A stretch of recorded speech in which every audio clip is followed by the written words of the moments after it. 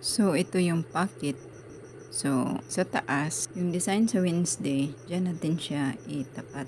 Kasunod sa lip ng pocket. So, doon natin siya itahi doon sa end ng pocket. Sa kabilang side, doon sa may covered buttons, ganito siya pagka ayos yung sa covered button, bago natin siya itahi, i-attach muna natin yung design.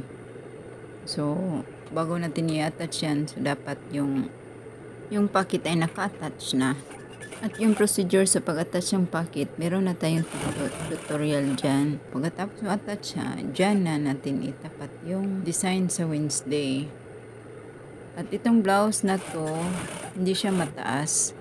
Yung length sa blouse is 22 lang. Kaya dapat yung design, i-adjust natin siya pataas.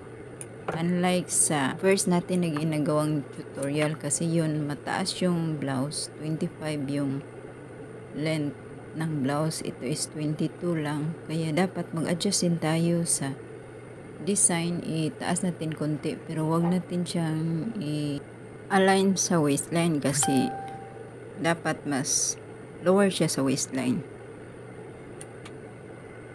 So pagkatapos siya matahi, iipit na natin dun sa may hidden button. So i-flat na natin yun. Pin natin para hindi siya kumuwala sa tahi. Kasi 1/4 lang yung allowance siya sa ilalim. Yung measurement niya sa button allowance is 1 and 1/4. Kasi yung sa ilalim niya, yung para sa hidden buttons, is 1 inch lang yung matira. So, mahirap na kung masyadong liitan natin.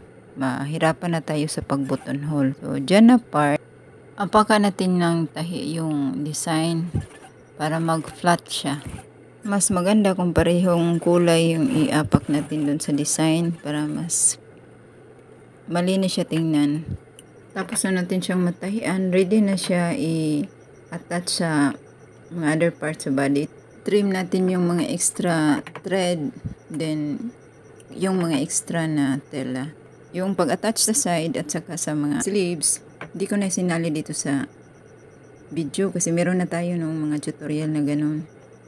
Pwede ko kayong i-guide sa video, i-comment nyo lang para masend ko sa inyo ang link.